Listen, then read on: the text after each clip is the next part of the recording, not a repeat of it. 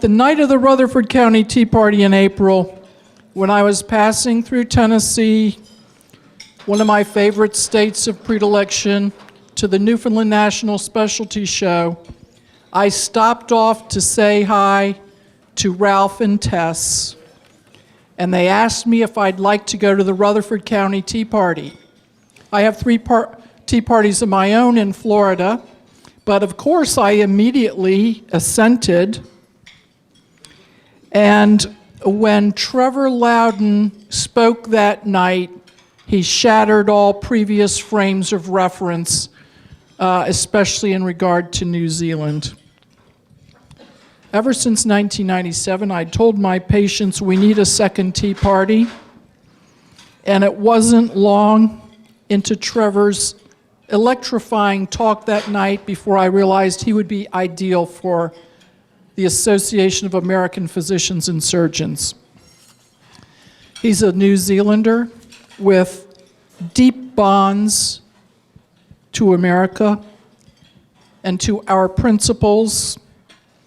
His first words that night brought the photos of my young uncles in their Navy uniforms to mind, and the memory of the men of the Indianapolis struggling in the South Pacific waters after being torpedoed, and hearing their mates screaming as they were attacked by sharks. We have other even deadlier enemies now than the Japanese or the Germans, right here at home. Trevor Loudon has been as industrious as a border collie, as sagacious as a Newfoundland dog, and as tenacious as a bulldog in uncovering them, exposing them. It was a deep privilege to meet Trevor Loudon, a friend to America that night. He's my favorite New Zealander now, and I know you will feel the same way when you hear him tonight. Thank you, Trevor. Thank you for coming to speak with us. Thanks so much, Steve. Appreciate it. Thank you. Thank you very much, Tamsin. Thank you very much for having me here tonight, folks. It's a great honour. I know that AAPS has been doing the hard work in the medical field for decades. And I know that a lot of what you did stopped Hillary Care in the 1990s and gave this country a whole bunch of breathing space. So I think you need to pat yourselves on the back for that one. Now, can everybody hear me okay? Anybody can't? Anybody understand my accent? I didn't know I had one till I came here. Okay. Look, it's great to be here. I love America, I love San Diego, and I love talking to patriots, because there are more patriots in this country standing up now than there have been since the revolution, and it's so gratifying to see it. Now, a lot of people ask me Thank you. A lot of people ask me why I should even care about the United States, the internal politics of your country. And I say there are two basic reasons. The first is simple gratitude. My country was only saved in World War II because of the huge sacrifice of your fathers and grandfathers and uncles in the battles of Guadalcanal and the Coral Sea and Midway. You guys saved our bacon. Thank you.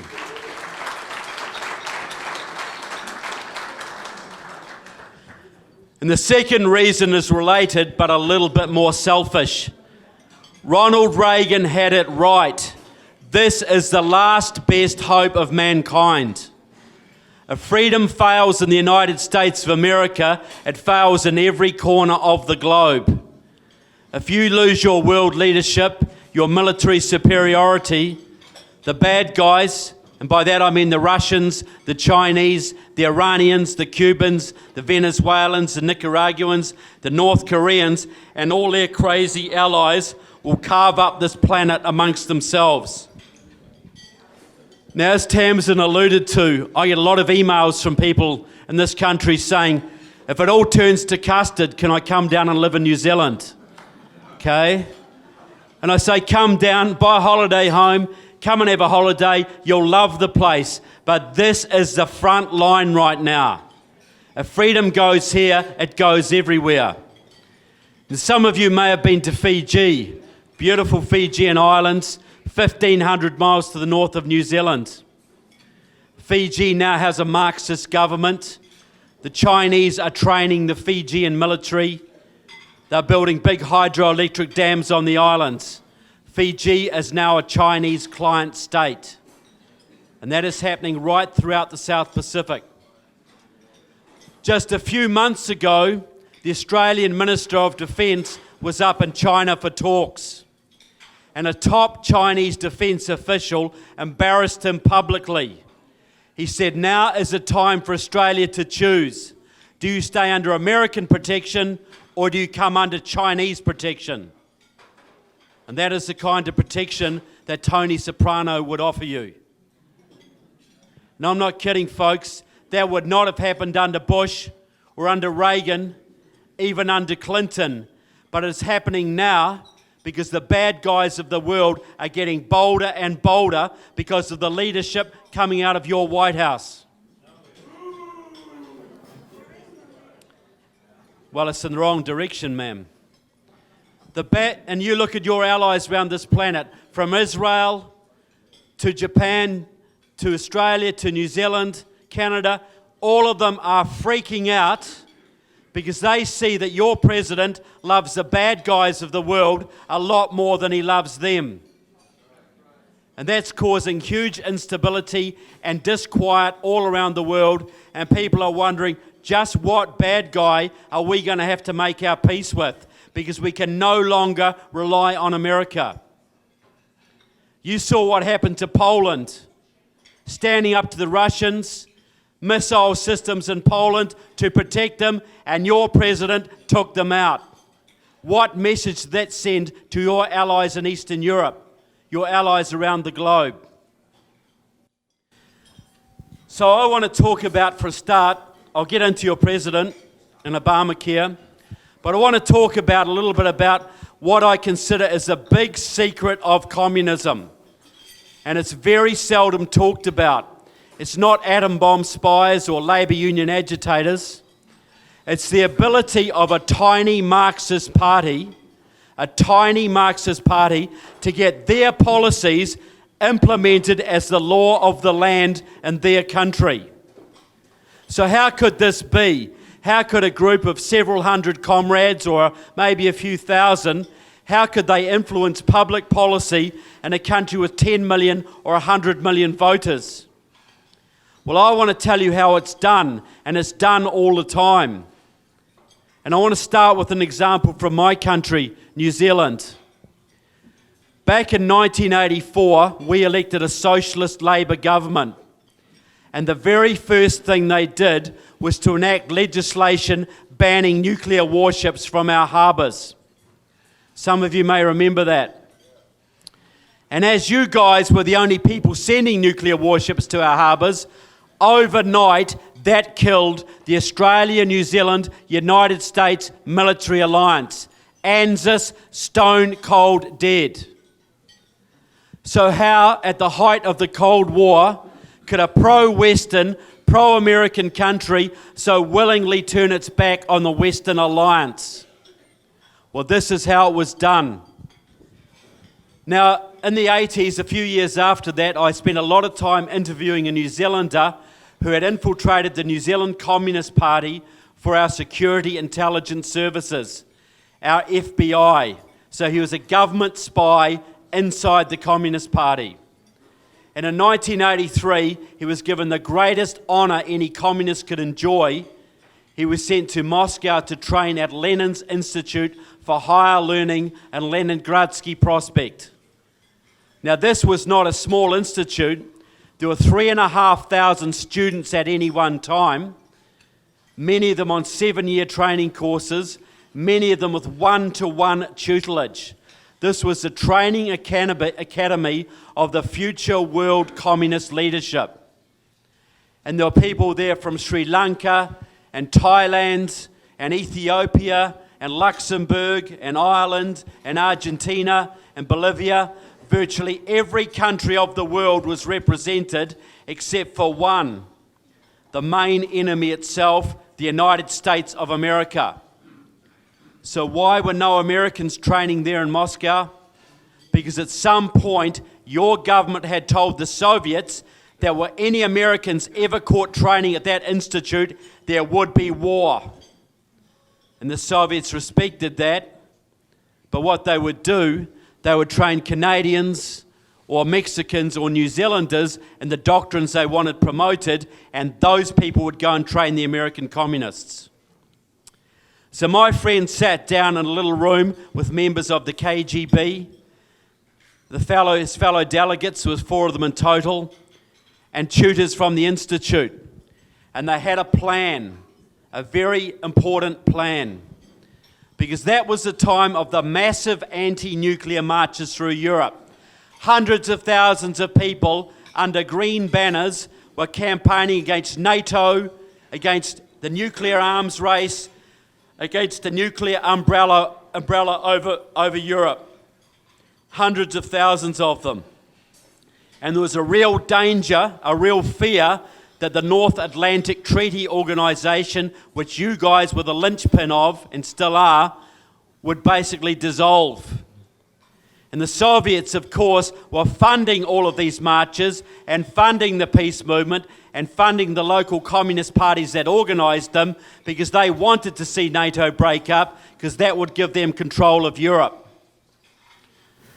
So the comrades in Moscow had a plan. They thought, well, we've got all this big stuff going on in Europe. How about we break away another country from the Western Alliance, and that will spur on, the propaganda value of that will spur on the destruction of NATO. Because these guys are chess players. They're very, very subtle. So they picked on New Zealand because we're small and socially liberal and very progressive. And the communists had a lot of influence inside our Labour Party. They controlled our labour unions and they controlled our peace movement. So the plan was this. We can't sell this as an anti-American thing because New Zealanders love America. We're going to have to sell this as a patriotic New Zealand thing. This is going to have to be Kiwis standing up for peace. Kiwis standing against the nuclear arms race. New Zealanders striking an independent foreign policy course. All proud, patriotic stuff. And they worked out the slogans and the psychology. And these guys went back to New Zealand, held secret meetings with the Labour Party, the peace movement, the trade unions, mounted a big campaign, and in a few short months, that legislation was in front of our Parliament, it was passed, and our alliance with the United States was killed stone cold dead in one day.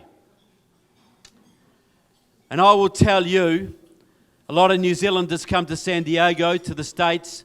If you ask any of them about our anti-nuclear stand of 1984, which is still in existence, they'll puff out their chest with pride and they'll say, yeah, we did it, we stood up for peace, we stood against the nuclear arms race, and they'll be so proud.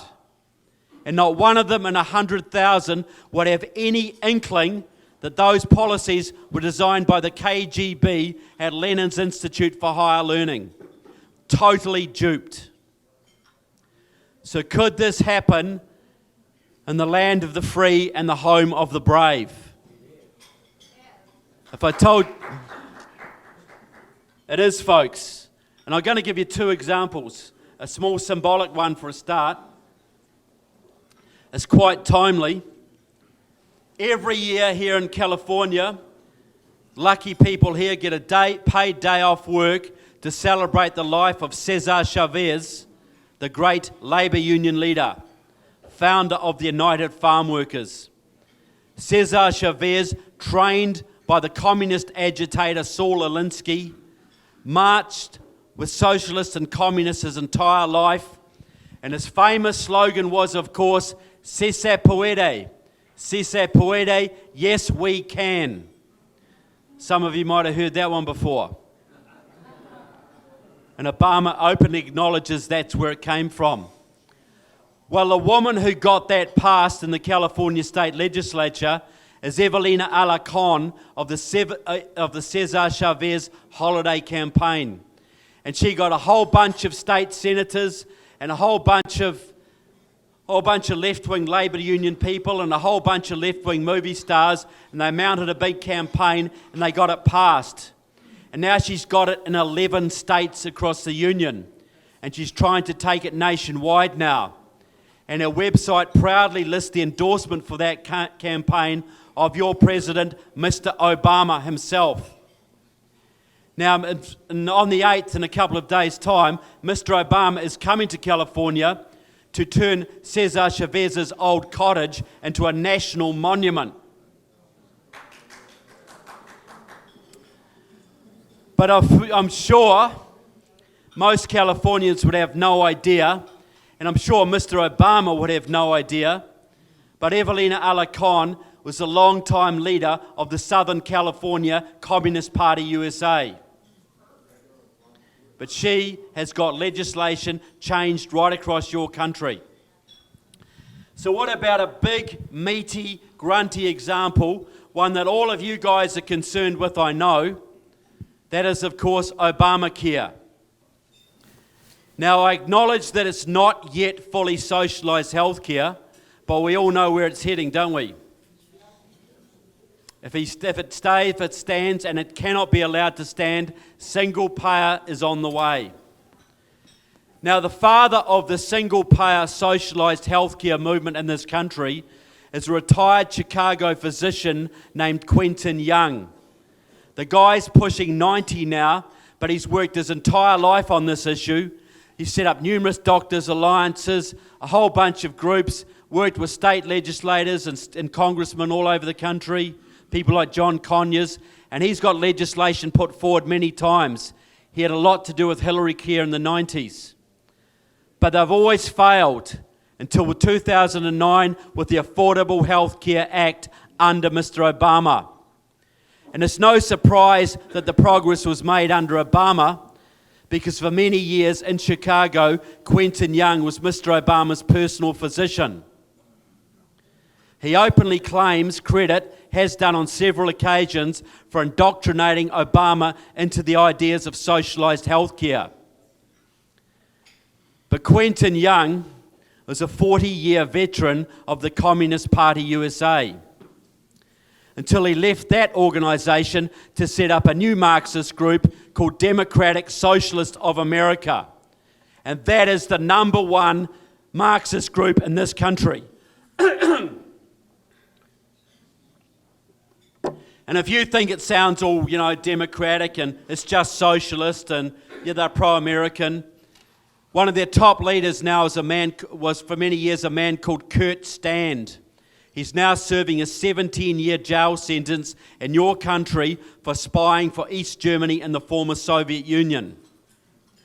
From his jail cell in 2008, Mr. Stand, or Comrade Stand, penned a little article all about Mr. Obama, saying how he'd been watching him for years and what a wonderful transformational president he would make. Democratic Socialists of America, I've got more to say on them. The Obama campaign released a little video recently and was designed to embarrass Mitt Romney, because they claimed that the man who designed Romney Care up in Massachusetts was a former Massachusetts state rep named John McDonough. Now, they went on to say, guess what? John McDonough was brought in by us to design Obamacare. So the same man designed both systems. Ha ha, Mr. Romney. Not to mention that Mr. Romney was basically pressured to introduce that system and did try and modify it quite a lot. But what the campaign video does not say is that John McDonough was for many years the Boston chair of Democratic Socialists of America. So a Marxist designed Obamacare on the admission of the Obama administration. Now, I'd like to read some quotes basically from a publication, Democratic Left, the publication of Democratic Socialists of America, which basically proves, I think, that the agenda of this goes way beyond what there is now. And it's quite a destructive agenda. I don't normally have to read, but I will on this occasion. Now, this is from a man called Steve Tarzinski, a Santa Monica doctor, and in the 90s he was on the Democratic Socialists of America National Political Committee, their Central Committee, and chair of their National Healthcare Task Force. And he wrote this in Democratic Left of January 1994, just when Hillary Care was on the agenda. We've met some of the modest goals that the national leadership set when DSA decided to make support for a single-payer Canadian-style healthcare system our major issue. DSA membership has served on the Clinton Healthcare Task Force and in the leadership and rank and file of national and state single-payer coalitions. The DSA convention in November stipulated DSA's advocacy of a state option, the public option, for single payer, and that DSA will organise and participate in corporate and anti-corporate campaigns targeting private health insurance, pharmaceutical lobbies, and any other corporate political forces that seek to destroy real reform. So DSA is admitting they're going to target the health industry, health insurance industry, pharmaceutical companies, etc., to drive them out. The most delicate aspect of our work is how we balance our efforts in improving the Clinton proposal and pushing for single payer. The tension between reform and revolution has existed within every socialist movement in Western countries for decades. We must also understand that reaching such a goal involves a gradual approach over a long period of time, with each reform becoming the foundation for the next.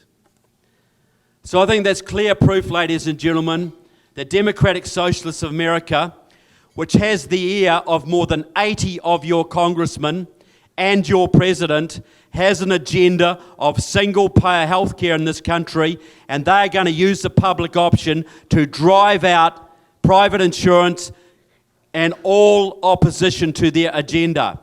This is not going to stop at just Obamacare. This is full-on socialised healthcare in the offing. And Democratic Socialists of America has totally infiltrated the Democrat Party. People like Jerry Nadler are members, Jan Schakowsky are a member of it, Danny Davis. They control the Congressional Progressive Caucus, which has more than 80 congressmen in their pocket. So they have the power to do what they say. So really, the principle is this, ladies and gentlemen. Policy in your country is not driven by the Democrats. It's driven by the people behind the Democrats. Okay? The oligarchy, but there's several oligarchies, but one of them is this.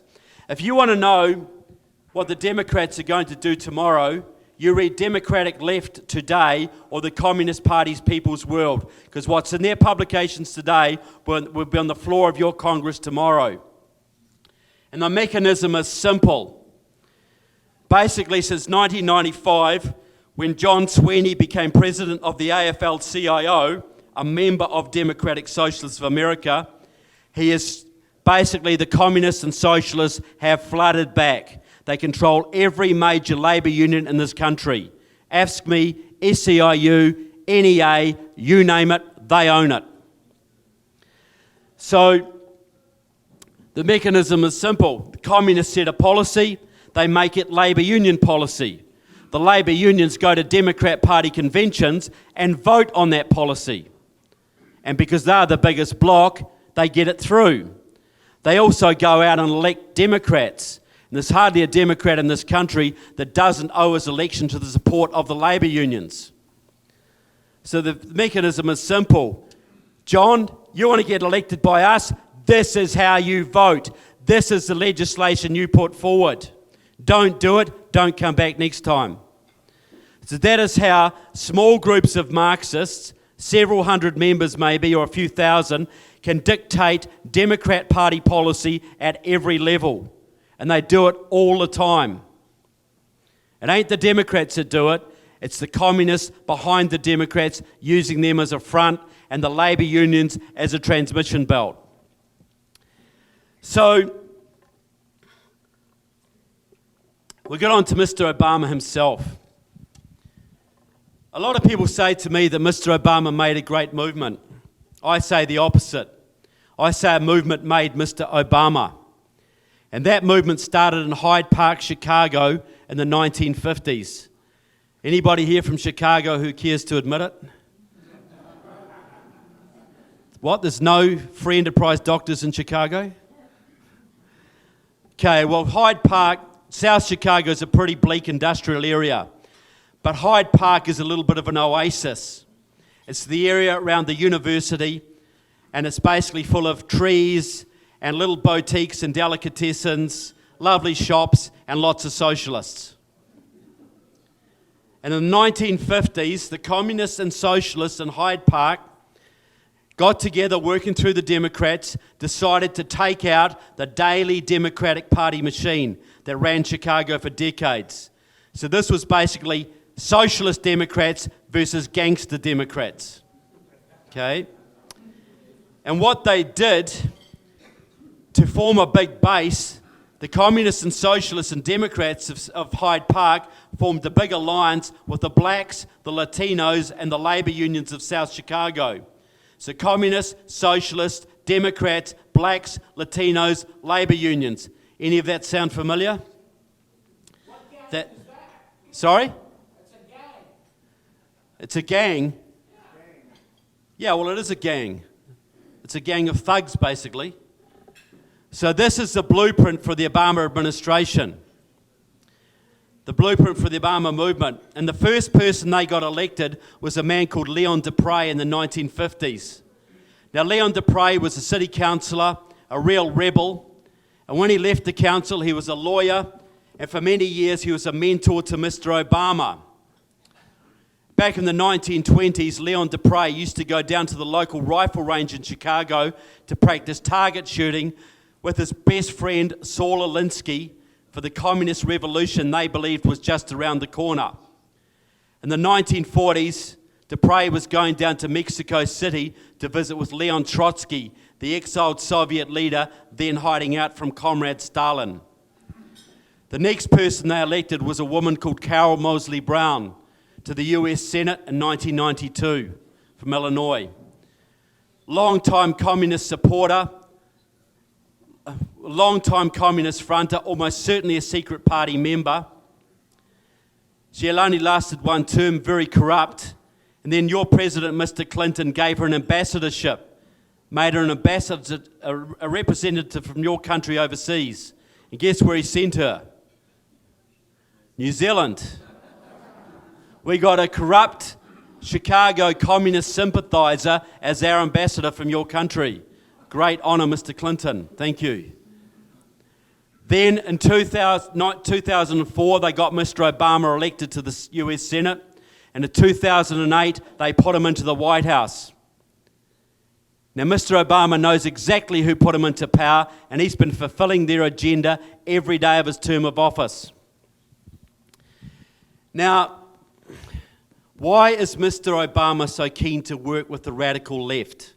The people we thought had all gone away to die a long time ago. Well, really, he knows nothing else. He's a red diaper baby. He was born into the movement or into the church, as the communists say.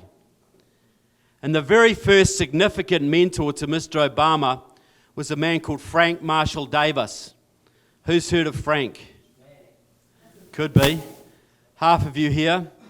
Well, Frank Marshall Davis was a Chicago communist in the 1940s. Black guy, a poet, a journalist, very well, a jazz critic, a big part of the black left movement in Chicago at that time, a very dynamic, vibrant movement. But in 1948, Frank left all of that behind and moved out to the Pacific, to a little backwater of the Hawaiian Islands. and they were a backwater at that time. So why would he do that?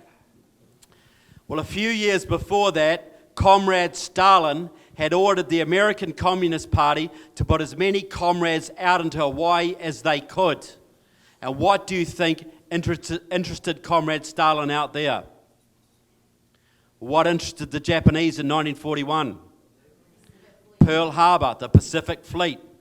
Because your military was then and remains today Moscow's #1 object of interest, because it's the only thing that has ever stopped them getting what they want.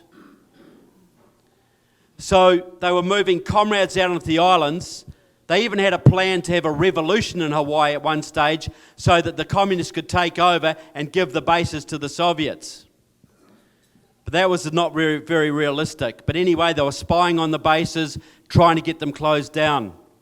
Now, Frank Marshall Davis was a good, loyal comrade out there, but he also worked for a thing called the Honolulu Record, labour union publication, run by a man called Koji Ariyoshi. Ariyoshi, his editor, had worked with the United States Army in China during World War II with Mao Zedong's communist forces against the Japanese Imperial Army. After the war, Ariyoshi went to New York, where he worked with the Amerasia People. There was a left-wing magazine staffed by communists and several known KGB agents who were working with the secret communists in your State Department to tilt US foreign policy away from Chiang Kai-shek's nationalist Chinese towards Mao Zedong's communist Chinese. Because they succeeded in getting your government to withdraw support to Chiang Kai-shek, 500 million Chinese were delivered to the communists. Same people who betrayed Vietnam some years later. So Frank Marshall Davis worked in Hawaii. The FBI were watching him. They were very worried about Frank. And this is the man the left describe as a civil rights activist, right? Frank Marshall Davis had a 600-page FBI file. 600 pages. They were watching him for 19 years. And the FBI were very worried about Frank because they got a lot of reports that he was seen photographing obscure Hawaiian beaches with a big camera with telescopic lenses on it. And they suspected, I think, military espionage because they put Frank Marshall Davis on Security Index A. And that was reserved for only the most dangerous communists and meant that had war ever broken out with the Soviet Union, Frank Marshall Davis could have been arrested that very day. So some people say, basically about 1970, young Barry Soetoro comes back from Indonesia to get an education in Hawaii. And his maternal grandfather, a man named Stanley Dunham, decided the young man would need a black mentor to guide him through his teenage years. And he picked on his dope-smoking, whiskey-drinking buddy, Frank Marshall Davis, to do the job. Now, this is a man who used to write, poems praising the Red Army, articles viciously castigating racist KKK America, a man who regularly used to call the Democrat president, Harry Truman, a fascist. And this was a man chosen to mentor your future president for 10 or 11 of his most formative years. And Mr. Obama mentions a man called Frank 22 times in his book, Dreams from My Father, as a mentor, a guide, someone he turned to for advice, talk politics with. But he only ever calls him Frank, never by his full name, Frank Marshall Davis. And for a man as open and transparent as your president, that's surely a remarkable thing.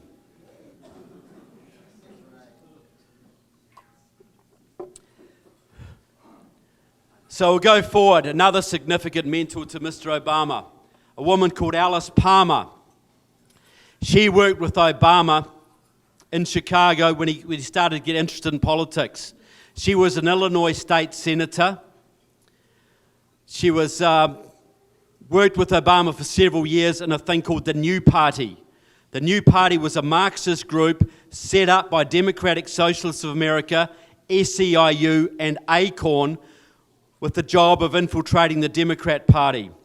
And when I released that information that Obama was affiliated with that, a member of it in 2008, the Obama campaign denied he was a member, despite numerous references in their own literature that he was. Obama wasn't just a member, he helped set it up. He was one of the founders of it. But anyway, Alice Palmer decides to run for Congress. And she employed Mr. Obama as her chief of staff. And the deal was this: Barack, you get me elected to Congress, then you can take my state Senate seat. And it was Alice Palmer that took Mr. Obama to the famous meeting in the drawing room of Bill Ayers and Bernadine Dawn, the Weather Underground terrorists from the 1960s. Quentin Young, the doctor, was at the same meeting. That was Obama's introduction to the Hyde Park left. But things sometimes don't go right in politics, and Alice Palmer lost the primary. So she turned back to Mr. Obama and said, "Sorry, Barack, you're going to have to step aside. I need my state Senate seat back." And Barack said, "No, sorry, Alice, tough, I'm running." And he got her disqualified off the ballot by challenging her signatures, many of which were fraudulent. Fancy that, even in Chicago. Then he got all the other opponents disqualified the same way. So he ran unopposed. But that caused a big stink on the Chicago left, and a communist, a Marxist named Timur Black, a friend of both Obama and Alice Palmer's, was brought in to mediate. But even he couldn't sort it out. The two went their separate ways. But Alice Palmer was another significant mentor to your president and the woman who got him his first job in politics. But she had a little bit of a history.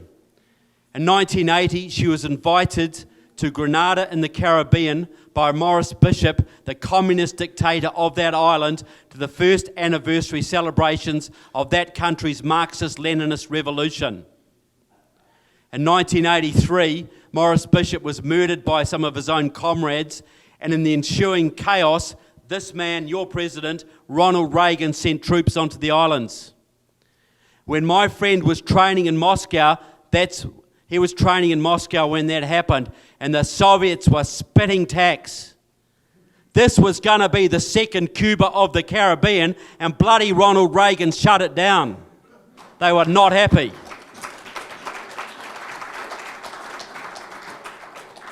So we got Mr. Reagan to thank for that one.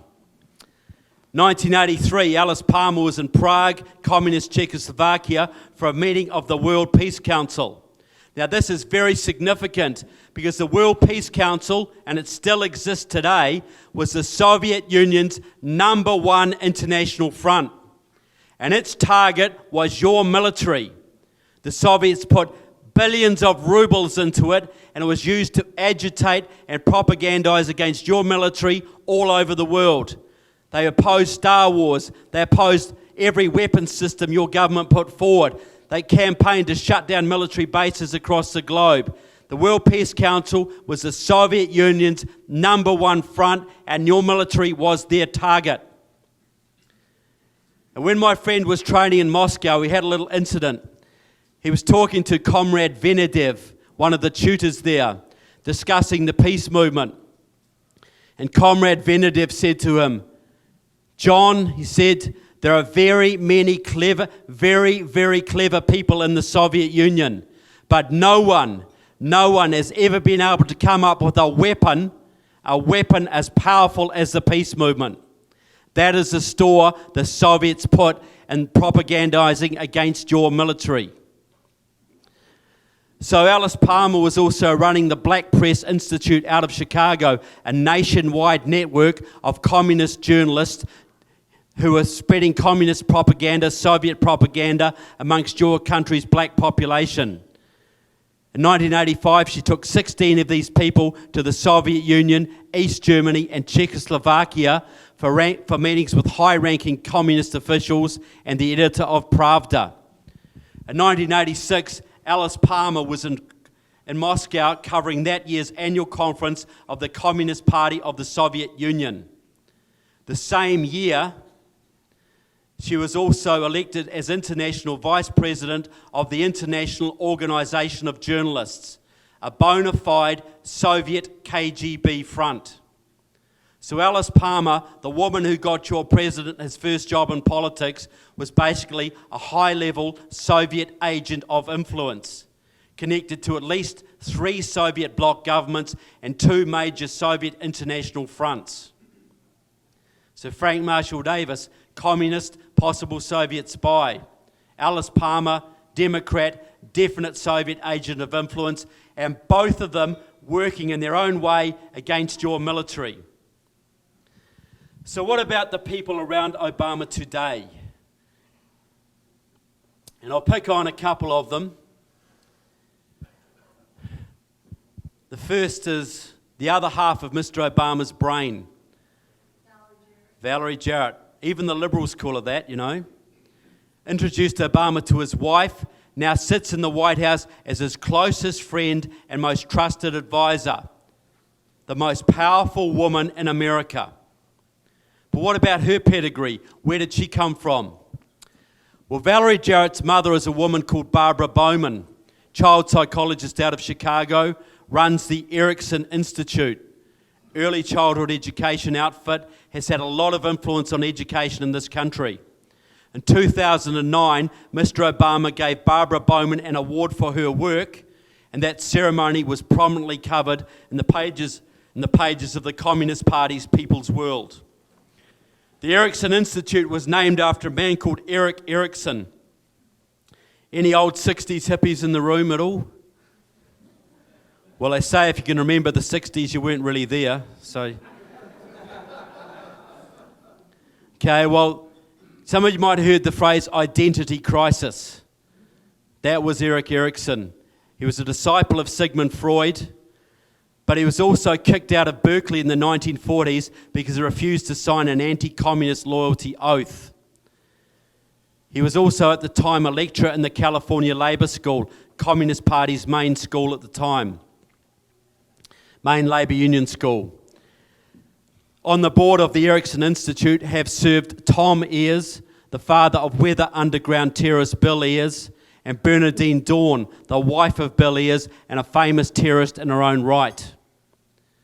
Robert Taylor, Valerie Jarrett's maternal grandfather, first black head of the Chicago Housing Authority. But back in 1940, he was affiliated with the American Peace Mobilization. And you'll hear that word again, peace, because it was the Communist Party's main front of the time. And do you know what their job was? It was to keep your country out of World War II. And their slogans were, keep the boys at home, no US troops for Europe, let Europe solve Europe's problems. Because at the time, the Nazis were overrunning Europe and about to conquer Britain. And I thought, you know, we're always told the communists are all anti-Nazi, right? Wasn't quite true, because at that time, the Nazis were still allied to the Soviet Union. Hitler and Stalin had signed a non-aggression pact. So your communists, under the orders of Comrade Stalin, were trying to keep your troops out of Europe so Hitler could finish the job. But in 1941, Hitler betrayed Stalin and invaded the Soviet Union. And in 24 hours, overnight, the American Peace Mobilization changed its name to the American People's Mobilization, the most pro-war, let's get the Nazis, let's destroy Hitler organization in the country. Overnight, 24 hours. That's how deep the communists' commitment to peace is. And Robert Taylor was involved with that organization and another communist front in Chicago, the Chicago Civil Liberties Committee, with a man called Frank Marshall Davis. The other half of Valerie Jarrett's family, Vernon Jarrett, her late father-in-law, prominent Chicago journalist, a black guy. The last thing he did when he was dying of cancer in 2004 was to issue a call to the black population of Chicago to get out and vote for Mr. Obama in that year's Senate primaries. And they did. Go back to 1946. Vernon Jarrett was serving on the Illinois State Executive of a wonderful sounding organisation, American Youth for Democracy. And guess which political party that was the youth wing of? Communist Party, USA. Go forward to 1948. Vernon Jarrett was serving on the Illinois State Executive, on the Packing House Workers Strike Committee, Publicity Committee. And the Packing House Workers were a communist union. They're out on strike, and Vernon Jarrett was writing their propaganda and press releases. And on that little publicity committee with Vernon Jarrett served a man called Frank Marshall Davis. Now, isn't it interesting that the two most powerful people in America, Valerie Jarrett and Mr. Obama, can both trace their political lineage back to the Chicago Communist Party of the 1940s, and specifically to Mr. Davis. So the other half of Mr. Obama's brain, which doesn't leave very much, really. Joe Biden, perhaps.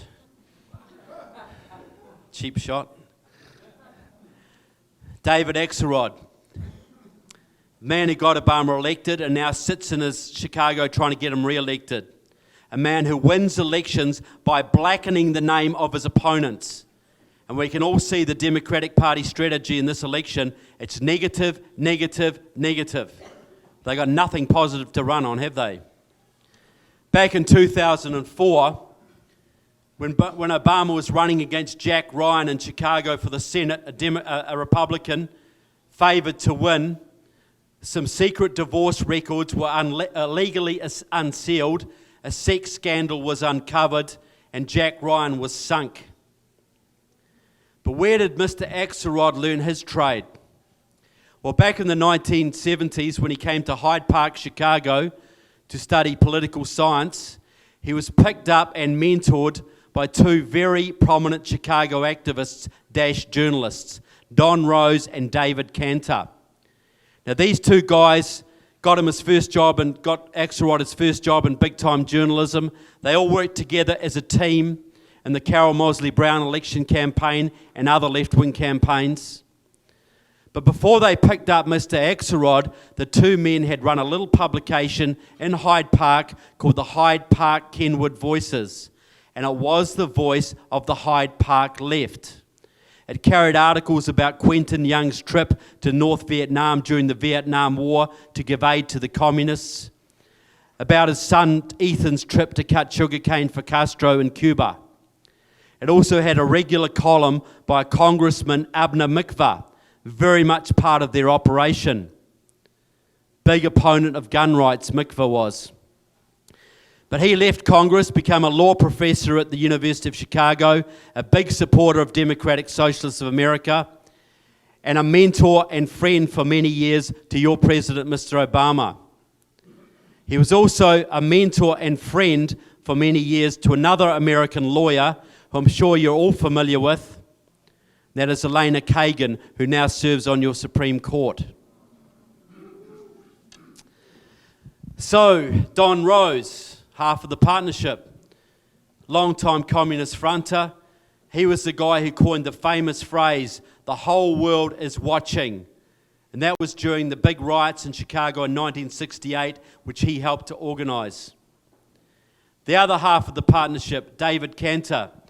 His father was Harry Cantor, leader of the Massachusetts Communist Party in the 1930s. In 1932, he took his whole family, including baby David, to live in the Soviet Union. Harry Cantor was granted a personal audience with Comrade Stalin and was employed translating Lenin's works from Russian into English, which to a communist is the equivalent of being allowed to translate the Holy Bible. He was a very important communist. By the 1940s, both Harry and David Cantor were living in Chicago, both active in the Communist Party. And in 1948, Harry Cantor bought a little communist publication, the Chicago Star, off its owner, because the owner was leaving state. He was going to Hawaii. So guess who that was? Frank Marshall Davis. Go forward to 1960, Harry Cantor and David Cantor and his friend Leroy Wolins, a Communist Party member who incidentally founded Veterans for Peace, yet another Communist Party anti-military front, had set up a little publication company, Translation World Publishers. And their job was to distribute communist literature all over your country, and they were paid a regular subsidy by the Soviet embassy in Washington to do that. The two men were actually required by your government to formally register as agents of the Soviet Union. Go forward to 1964. Any Goldwater girls here or Goldwater guys? Good on you. Excellent. That was a big race that year. Barry Goldwater versus Lyndon Johnson. Johnson, the Democrat, won. You got the Great Society, the biggest expansion of welfareism and federal power since the New Deal, and it's still doing damage today. Barry Goldwater, the Republican, a conservative, a patriot, a constitutionalist. Had he won that election, this country would be a lot stronger, a lot richer, and a lot happier today. But he didn't win. The Kennedy assassination certainly didn't help. But Barry Goldwater was viciously vilified in the press of this country as a racist, a fascist, and an extremist. And if there's any Tea Party affiliates here tonight, you might find some of those words familiar. One of the main sources of the vilification of Barry Goldwater was Translation World Publishers out of Chicago, David Cantor's firm. So your Mr. Axelrod got his training, learned his skills at the hands of a professional, Soviet-paid, professional black propagandist and character assassin. So you wonder why Mr. Axelrod is as ruthless and tough as he is. So folks, that brings me to what I consider is the real agenda of the left in this country. Why do they slave away day and night? What are they trying to achieve? Are they trying to make you like France, as some people would say? Eating croissants and drinking Vin Rouge all day? Wouldn't be so bad, would it? Okay. Well, I'm going to say what I think it is. But before I do that, I need to build up a little bit of credibility for a retired Albuquerque high school math teacher named Mark Rudd. Now, who is he? Mark Rudd was the brains of the Weather Underground terrorist organisation. Right up there in the top leadership with Bill Ayers and Bernardine Dawn. In 1968, he led the famous SDS riots at Columbia University, which shut the whole institution down for weeks. In 1969, he was in Cuba training under a KGB major. In 2006, Mark Rudd and Bill Ayers and Bernardine Dawn and Jeff Jones, another Weather Underground leader, who incidentally helped to write Obama's stimulus package, got together with Tom Hayden and Angela Davis and David Graeber, one of the main founders of the Occupy movement, and a whole bunch of communists and socialists to set up a new organisation called Movement for a Democratic Society, because they love that word almost as much as they love peace.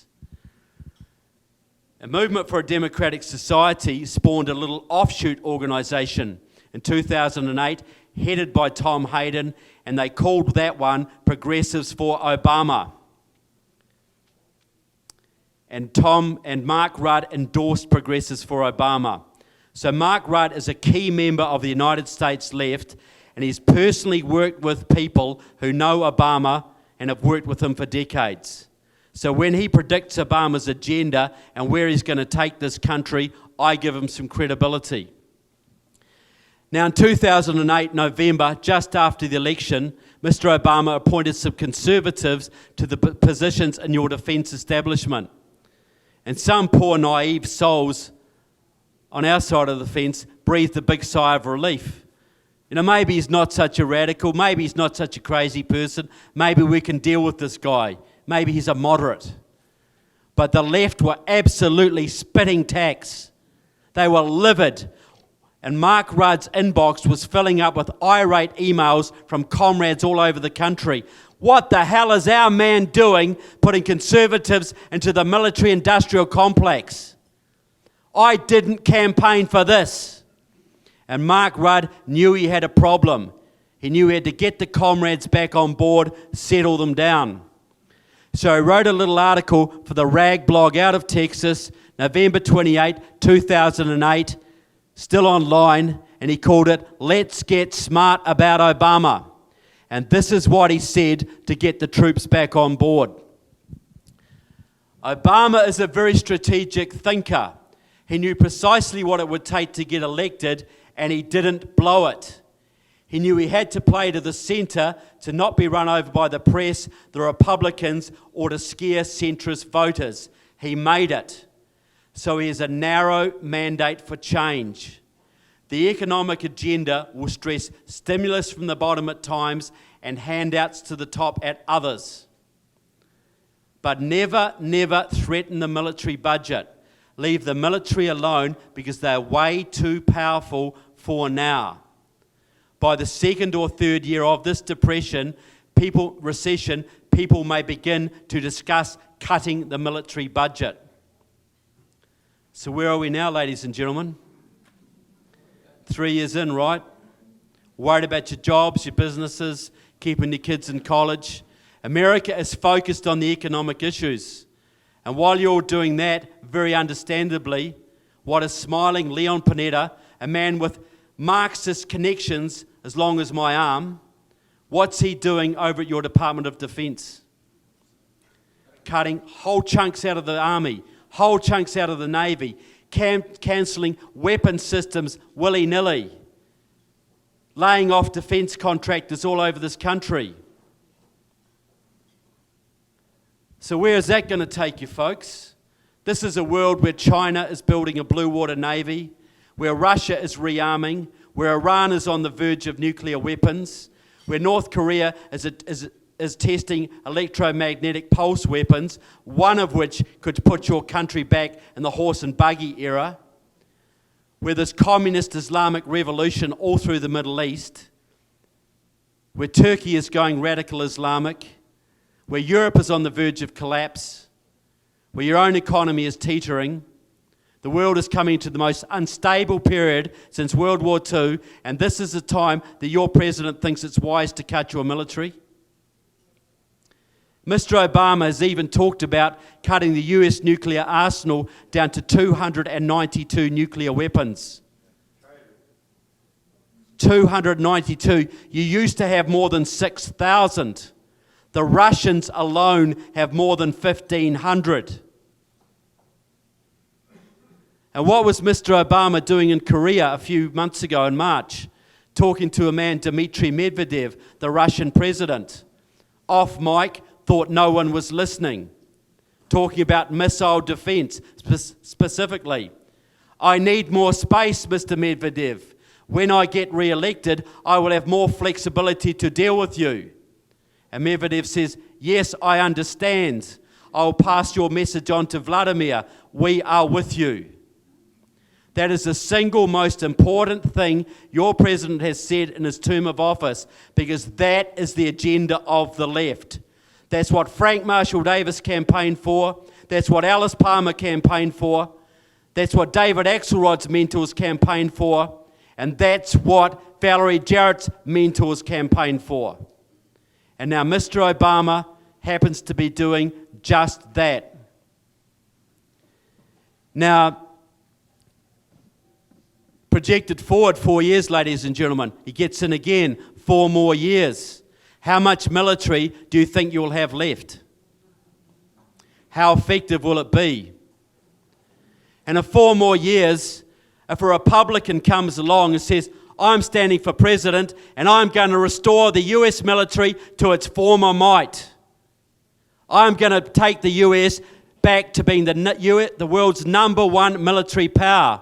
When the Russians and the Chinese have 4 years to do what they need to do, and Obama has destroyed your military, do you think they're going to sit back and let any future Republican do it? Do you think they'll be that stupid?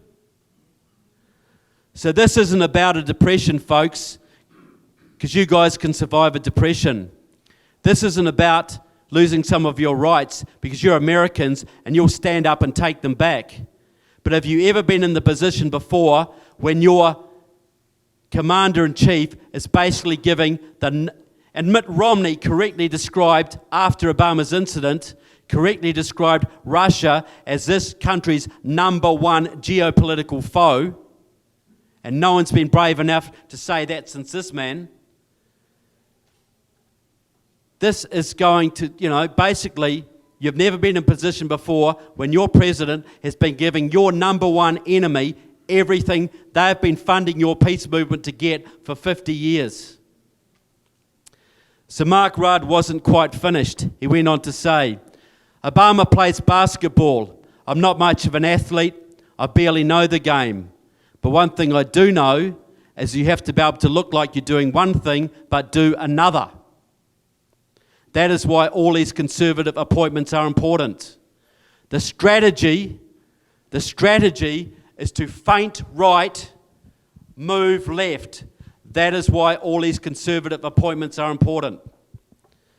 So to me, Mark Rudd is admitting that his president scammed his way into the White House using a strategy that Mr. Rudd seems to be privy to, and that his agenda has always been left, even though occasionally he may feint right, and that he has got your military as his number one target.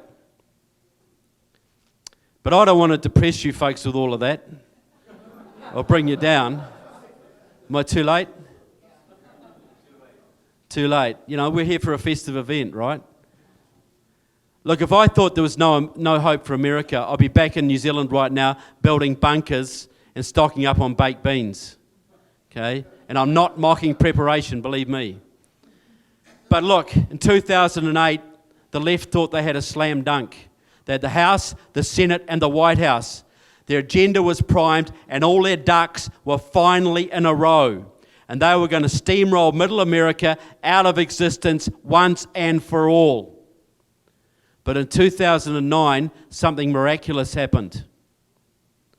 Glenn Beck, the Tea Party, the Conservatives, people like you guys stood up and you marched and you blogged and you emailed and you campaigned and you brought the agenda of the left in this country to a grinding, screeching halt. Stopped it stone cold dead. And you need a pat on the back for that, guys. You stopped card check. You stopped cap and trade. You took back the House in 2010. You slowed down and watered down Obamacare. You brought them to a halt. And I'll tell you what, they hate you for it.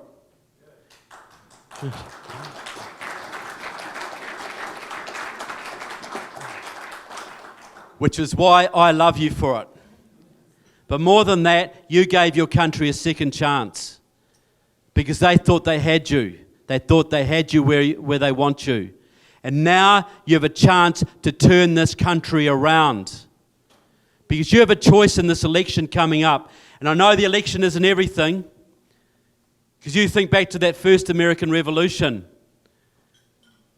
It took several years before the fighting, and the whole period of scrapping afterwards. And this is 1773 of the Second American Revolution. This is the start of it.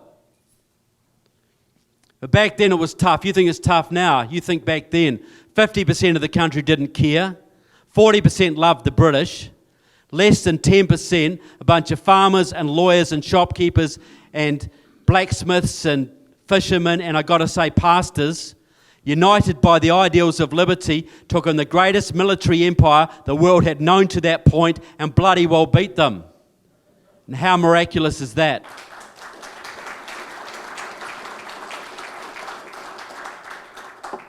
So you've got a choice, ladies and gentlemen. You've got a man over there who has been associating with people who hate your country his entire life, and he wants to gut your military, destroy your means of self-defense, and socialise every aspect of your economy. Tyranny, war, and destruction is his goal. That's all he offers your country. You've got another man who's a patriot, who loves your country, he's a businessman, and he understands foreign policy. And he's the only man brave enough to call out your enemies for who they are. So there's a very clear choice facing America today.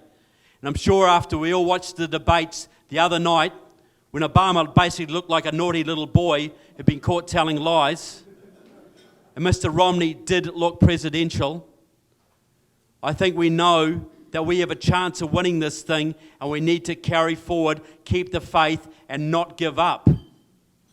Because a lot depends on this. And Mr. Romney's got to get in there, folks, and he's got to have another 10 Jim DeMints behind him. And he's got to have another in the Senate. He's got to have another 20 Michelle Bachmans and Alan Wests behind him in the Congress. And if you guys can do that, we can change this country in ways you can't even think of. Because this is coming to the crunch. So I want to say to you folks, you've got a clear choice in front of you now, but America has always done the right thing. In your entire history, you've dithered and you've dallied, but in the end, you have done the right thing. And in this election and the years ahead, I'm confident that America is going to do the right thing again. And if you think of any time in your life where a bit of hard work the next 30 days is going to pay off more big time for your kids and grandchildren than the next 38 days or 34 days or whatever it is, please tell me about it. Because this is a time when your work is going to make all the difference. So I just want to say to you guys, you're on the right side of history. You're patriots. You've already saved your country once, and you're going to be part of saving it again. So thank you very much for having me here tonight, and God bless America. Thank you.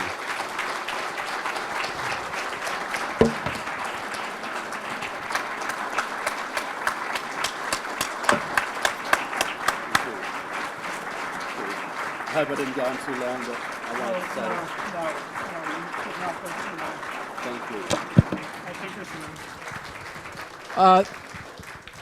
There's time for some questions. If anyone would like to ask some questions, thank you, Trevor. I know that my words have come to fulfillment here tonight, and everyone, Trevor will be available to sign his intensively documented book after the questions. God bless you. Thank you. Look, I'm happy to take questions. I can talk all night, but I know that, you've things to do. But yes. Well, thank you very much. And my husband is a retired Marine colonel. He ran against Raul Grijalva in the southern district of Arizona when he first got the district.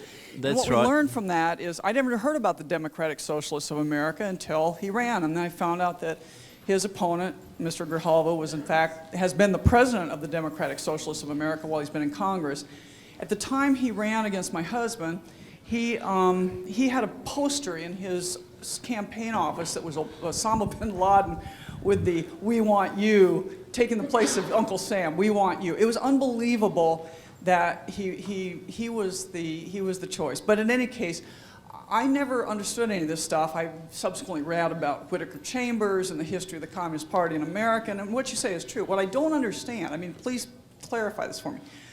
Now that the Soviet Union is no more, I guess I don't understand who the puppeteer is. Is it Putin? Is it are the Russians now the Soviets? Yeah. I don't understand how the Soviet Union fell, but we still have this kind of movement going on. Well, there's several things there. Just incidentally, Raul Grijalva has long-time connections also to the Communist Party USA. He used to be in Macha, which was a Marxist pro-Cuban group. He's ultra bad news, and so you got to take the fight to that guy. Okay, we all think Russia, the Soviet Union collapsed and all that kind of thing. And I've actually got a video that I might put a few copies up there talking about how when the Russians, Soviets were under pressure from Reagan, they actually staged what they called a strategic retreat in Europe, Eastern Europe. They knew if they kept going, they would have a genuine collapse. They would lose total control. So the KGB actually orchestrated most of the revolutions in Eastern Europe, in East Germany, Romania, etc. at the time. And the DVD explains how they did it. Because their idea was, we'll have a controlled collapse, we'll come back stronger later, Basically, the KGB still controls the Soviet Union. 80% of the top apparatus are KGB people. It's basically like Nazi Germany. You know, after the war, Nazi Germany, you denazified Germany. If you had left the Gestapo in control of Germany, even though they'd abandoned so-called Nazism, that would be the analogy of Russia today. The KGB still controls it. We think of Russia over here, China over here, Iran over here, Cuba over here, Venezuela there, North Korea there, radical Islam out there. We see all these countries that are, to some degree or another, a threat to the United States, but we see them as separate entities. Russia, China, and Iran are all involved with the Shanghai Cooperation Organization. Google it tonight. It's a political, economic, and military alliance. It's stronger than the Warsaw Pact ever was. These guys are working with radical Islam. They've infiltrated that. They're working with the Cubans. They're working with the Venezuelans, Hamas. All of these groups are working together against the United States. They may hate each other, and maybe one day they'll fight each other, but they hate you guys more. So it's really, you know, the Cold War has never really ended. Communism, they gave up a word, but they didn't give up totalitarianism. They didn't give up projecting their power on the world stage. And they were humiliated by you guys in the 80s, and by God, they want their revenge. And they will get it if they can through their friend in the White House. Yes, sir. Oh, yeah, this is just real quick. I stumbled across a book on Amazon that was out of print. It was published in 1960, and it was written by J. Edgar Hoover, and it was called, the title was Masters of Deceit. Yeah, brilliant, yeah. And I was wondering if you had read that, because one of the things he talked about was the history of the Communist Party in America, and that the headquarters of the Communist Party of America was in New York City until 1946, and then it was relocated to Chicago, Illinois. Yeah. Well, that's right, and he did say that the communist movement would be, if a communist ever took America, it would be directed from Chicago. And Chicago is the center of it now. That's where they publish their magazines. They control the state, Illinois, and they control the labor unions. They got Obama elected. They got people like Luis Gutierrez, Danny Davis, Jesse Jackson Jr., Jan Schakowsky, a whole bunch of communists, you know, congressmen out of Illinois, and that's really the center of it in this country. But, you know, look, it's never, look, if the Vatican went out of existence tomorrow, would that mean Catholicism would be dead? You know, I don't think 700 million Catholics around the world would abandon their faith if the Vatican imploded tomorrow. It would carry on. And communism has never been stronger in the West than it has today. It's never been stronger in Latin America. They're more intelligent about it now. They don't socialize. It's become more like fascism. They don't socialize the means of production like they used to. They basically do what Hugo Chavez does. They have private companies, but the government tells you what to do with them. Just like what's happening in America. Can you believe that? Thank you, Trevor. That was fabulous. My impression is that at the high levels, such as Putin and the other leaders of the so-called communist countries, they don't, in fact, believe in communism. They simply use communism as a way to dupe people into going along with them. In other words, it's a way for power, similar to Islam being a way for the radicals to control millions, if not billions, of people. Yeah, the Marxist element of communism is largely, it's still active. They still use it in the third world to dupe the sheeple and that sort of thing. But really, they're Leninists. Lenin has never been abandoned. Marxism was a crock, but Leninism was a very successful system because Lenin was the man who worked out how to take power. Marx was economic theory. Lenin was the science of taking power, how to divide your opposition, how to build up parties, how to zig when you needed to zag, how to 1 step forward, 2 steps backwards. That's all Leninism. And I think Mr. Obama is quite a good Leninist. And they'll still use the Marxism to get the 99% on board, but really Leninism is king, because Leninism has worked where Marxism hasn't. And that's a power thing. You know, you look at it in China right now, you still see it. The government owns 50% of every law firm in the country. The government owns, the People's Liberation Army owns companies all over the country. People say China's going capitalist. What a crock. You know, China is going fascist. The government will never relinquish power until the Communist Party is hung from the lampposts. So we're heading for a world of tyranny if America falls, because your country is the only thing standing between Hu Jintao and Vladimir Putin and Raul Castro and all those tin pot dictators around the world doing what they want. That's why I'm here, folks, because how you go is how my country goes. You know, it's not just your kids, it's my kids that depend on this. Thank you.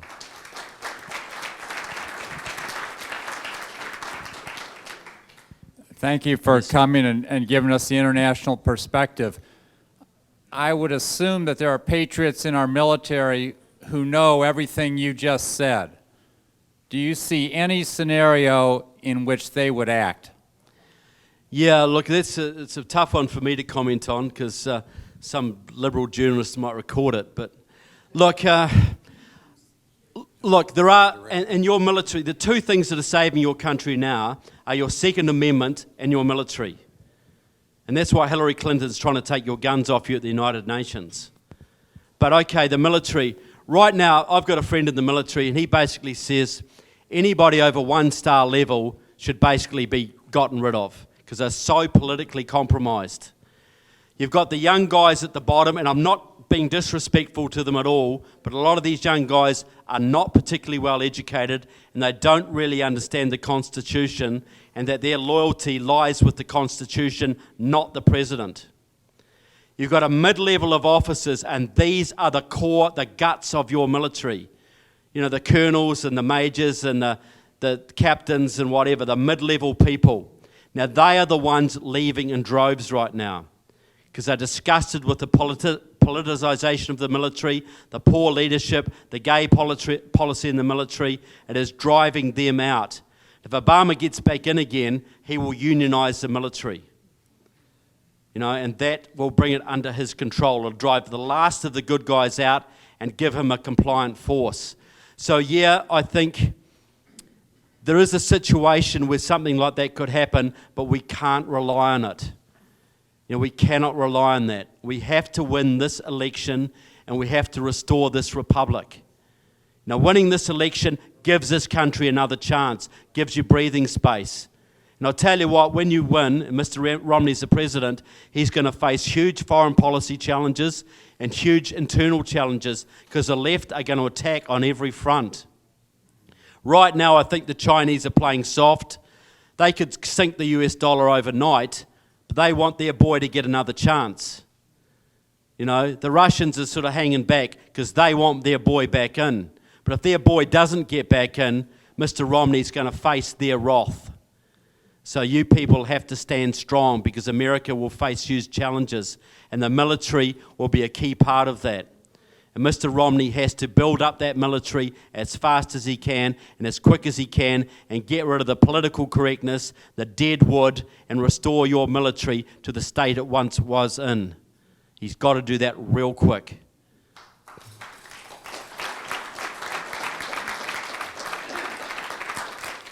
Yes, sir.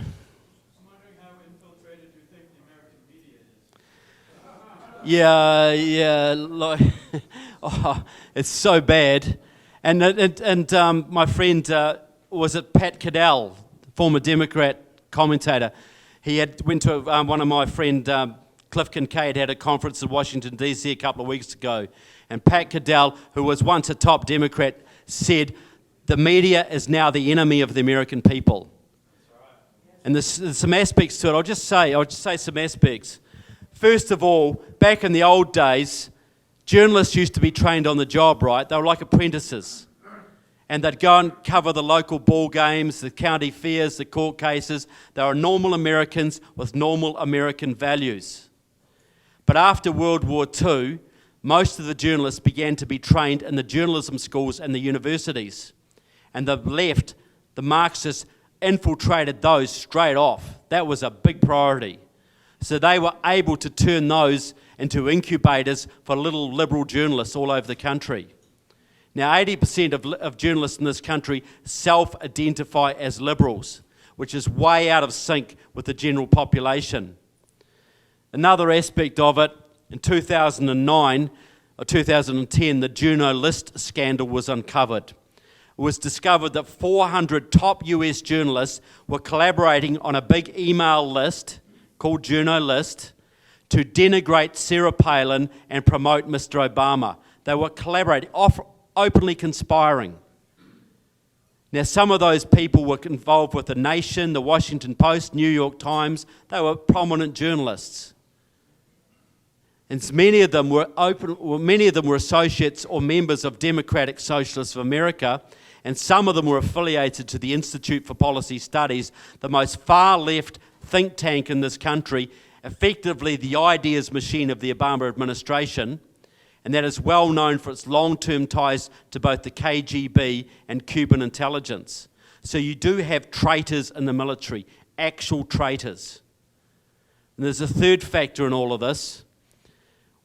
The media in this country, we know, the Boston Globe, the New York Times, the Washington Post, etc., they're all in their bones of their backside.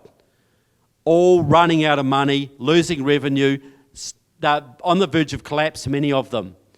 And guess what Mr. Obama has promised them if he gets back in again? Government bailouts. State funding of the major news media. That has been promised. So do you think they're going to criticise the man who's going to bail them out? They are in the tank for him, big time. They are the enemies of the United States public, no question. That's why we need the Breitbarts, God rest his soul, and the Glenn Becks, and the Accuracy in Medias, and the blogosphere to get the truth out there, because they are traitors. I've met your fellow New Zealander, Maurice McTeague, several times. Formerly in the Parliament in New Zealand and part of the Reformers and former ambassador to Canada from New Zealand and now at the Mercatus Centre. Where was he in the 1984 resolution that banned nuclear-powered ships from New Zealand? Yeah, well, that was, he was in, I don't even know if he was in Parliament then. I think he may have came in the next election. See, in New Zealand we had a Labour Party which was, well, they call themselves Democrats. We had the National Party which calls themselves Republicans, but really our National Party could fit inside your Democrat Party and our Labour could fit inside your Communist Party. But anyway, it was Labour that did the anti-nuclear thing and National opposed them.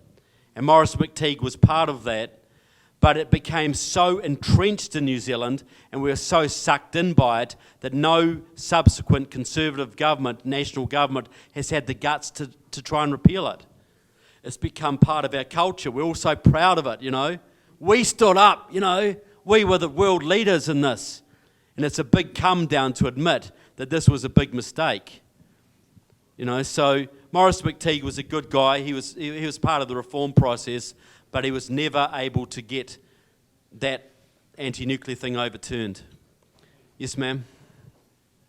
The recent efforts for the executive order to take control of the internet under the guise of cybersecurity, what do you see as the way that we can realistically fight that? Because if that goes, that's the only means of communication other than the state-controlled media. Look, exactly right. And I'll give a little bit of background to this. I talked about Alice Palmer, the communist agent who was basically Obama's mentor in Chicago. She was head of the American branch of the International Organization of Journalists. And her job was to promote what they called their new information order. There's a Soviet thing, and that was to do with what they called issues of media fairness. media fairness. Now, who remembers the Fairness Doctrine? Yeah, we all do. Okay, most of you. That was the idea. If you had a radio station in the United States and you put a conservative on for 2 hours in the afternoon, you had to give equal time to a liberal, because it wasn't fair that the conservative would get sponsorship and listenership and the poor dumb liberal sap would get neither. That wasn't just, socially just. And it was only when Reagan abolished that conservative talkback became economic, and you got the Rush Limbaughs and the Sean Hannitys, the movement that educated so many millions of Americans, and is vital. Now, Obama wants to reintroduce the Fairness Doctrine, and he's got a man called Mark Lloyd in the Federal Communications Commission who openly praised Hugo Chavez's Venezuelan revolution, working on ways to control the internet through what they call, net neutrality. Now, net neutrality is just the Fairness Doctrine. It's basically setting up a body that can monitor what is fair or not fair, or just or unjust on the internet. So what is fair or not fair, or truth or untruth, or propaganda or not propaganda, will be decided by people like Mark Lloyd. That is giving the fox the power to control the chicken house. So look, that's got to be fought tooth and nail, and the future Republican administration should be able to have, and some of the GOP will go along with this, some of them, they will want to do it too, because they want to control it their way. That's got to be fought tooth and nail at every step of the way, because if you set up some sort of regulatory control over the internet, your freedom of speech is going to go right down the tubes real quick. Just like, Obamacare will destroy the health industry, that will destroy free speech on the internet. And the only reason we are here today and this country still has some freedom left is because we've got the internet to help us. If we didn't have that and we only had the mainstream media to rely on, we wouldn't have had a Glenn Beck, we wouldn't have had a resurgence in 2010, we'd have had nothing. And Obama would have been 4 years ahead. So we have got to save the internet. No hint in any way of media, of any of this net neutrality stuff should be allowed anywhere near your Congress or Senate, ever. Thank you so much, Trevor. There's one more question. Do you want to take that, or two more? I know you people have got hotels to go to, but yes, sir.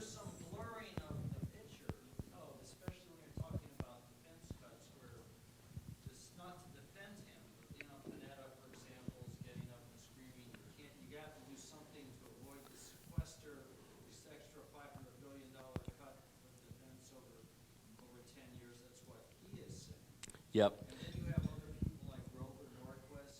Yep. And even Ron Paul, whose attitude is, I don't mind that. I don't mind Okay. big budget acts on defense. Okay. Defense is bloated, it's just too expensive, and that it ought to be carried out. Okay. You mentioned three great names there, and I'd like to, it's a very important question. Okay, and look, I'm not saying America should be the policeman of the world or have bases in every country of the world, but I am saying you've got enemies all over and you need to have bases and weapon system to defend them, against them. But those three names, very interesting. Okay, and I've personally met Grover on a couple of occasions, and he's great on certain issues, but Grover Norquist has been instrumental in getting the Muslim Brotherhood into the top reaches of the Republican Party. So he either does not understand security issues or is very, very naive. So Grover's got a weakness on defence. Ron Paul, basically on his constitutional issues and his economic issues, I love him like a chocolate, okay? I do. Followed him for years. But Ron Paul in 2010 commissioned a defence cuts paper with Barney Frank, right? Barney Frank, long-time connections to the Communist Party and Democratic Socialist. Barney Frank's a Marxist. But Ron Paul commissioned a defence cuts paper with them. They used the Massachusetts Institute to write it. And they did all the research, blah, blah, blah. Massachusetts Institute, 4 members of its 7-member board are members of Democratic Socialists of America. It's a Marxist front. Ron Paul has been sucked in on defence by the left. You know, and I'm not trying to criticise the man, but he's got to wake up to this issue. He promoted a paper written by Marxists to cut your military. And that is why Russia Today, which broadcasts all over your country and is totally controlled by the KGB, loves Ron Paul and loves to promote him. Because they know his defence policies fit very well with what they want. Now, Leon Panetta. Now, look, I'm going to take a couple of minutes here because this is very important. Leon Panetta was a left-wing congressman out of Santa Cruz, right? Very left. He spent most of his time in Congress campaigning against Star Wars, against the US military, against Reagan's policies of opposing communism in Latin America. He was a far-left, anti-military Democrat. That's his public record. But Leon Panetta had members of Democratic Socialists of America on his campaign committees. He put tributes in the congressional record to communist peace activists like Lucy Hasler. But the most important thing, Leon Panetta was best friends in Santa Cruz with a man called Hugh DeLacy. Now, Hugh DeLacy used to be involved with the American Committee for the Protection of Foreign Born with a man called Frank Marshall Davis. He was also involved with the American Peace Committee with a man called Robert Taylor. So Hugh DeLacy was a former congressman out of Washington State. He was a big campaigner against Chiang Kai-shek's nationalist Chinese. He was a secret Communist Party member all the time he was in Congress, right up to the 1970s. Best friends with Leon Panetta for many years. When he died in 1986, Leon Panetta read a eulogy to him at his memorial service. It was Leon Panetta and 3 members of Democratic Socialists of America.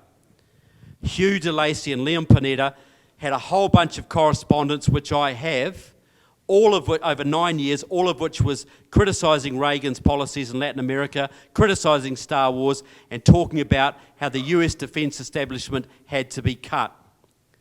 Hugh DeLacy personally knew 5 KGB agents, 5 of them. Guy called, 2 of them in China. One was a guy called Solomon Adler. Another was a guy called Frank Coe. Solomon Adler was at the time Hugh DeLacy knew him, a serving advisor to the Chinese intelligence services. He also was corresponding with Don Wheeler out of Washington State and Victor Perlo out of Connecticut, both former members of the Silver Master KGB spy ring of Washington in the 40s. And he was also good friends with John Stewart's service, a member of the Amerasia Soviet spy ring, which basically gave China to the communists. So Leon Panetta personally was best friends with a hardcore communist for 9 or 10 years. That communist had close ties to 5 former KGB agents, one of whom was a live Chinese intelligence agent. Now, Leon Panetta, if he tried to get a security clearance, an FBI security clearance to clean any toilet in any military base in this country, he wouldn't have a prayer. Now, you think about Obama, Mark Rudd's strategy, scammed his way into the White House. The strategy is feint right, move left. Leon Panetta is feinting right, but he is moving left. He is going to preside over the gutting of your military. Now, just another thing about Smiling Leon. Okay, remember just a few months ago, he told your Congress that Mr. Obama did not have to apply to Congress to deploy US troops overseas. He had to go to the United Nations under the responsibility to protect doctrine.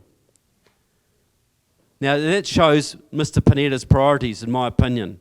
So, yeah, Leon Panetta makes the right noises sometimes, but he is a security risk. Well, have you ever heard of a Secretary of Defense who was best friends with a man who knew 5 KGB agents? Of course not. You know, even if Leon Panetta is the most patriotic American in the world, should he be allowed on that job? Of course not. Logically? So you raise a good point, sir, and it's a very good point. But I think there's enough in Leon Panetta's background to disqualify him from the job straight away and to actually have him up in front of Congress asking a lot of questions, subpoenaed if necessary. Okay, well, we're going to try to convict, and execute some of these people, Trevor. And and Trevor will be able to, available signing some books, and you can talk. It's awfully hard to tear yourself away, but Yeah. Well, look, I just want to say thank you very much. It's an honor to be amongst you people. and it's an honor for us too. Thank you.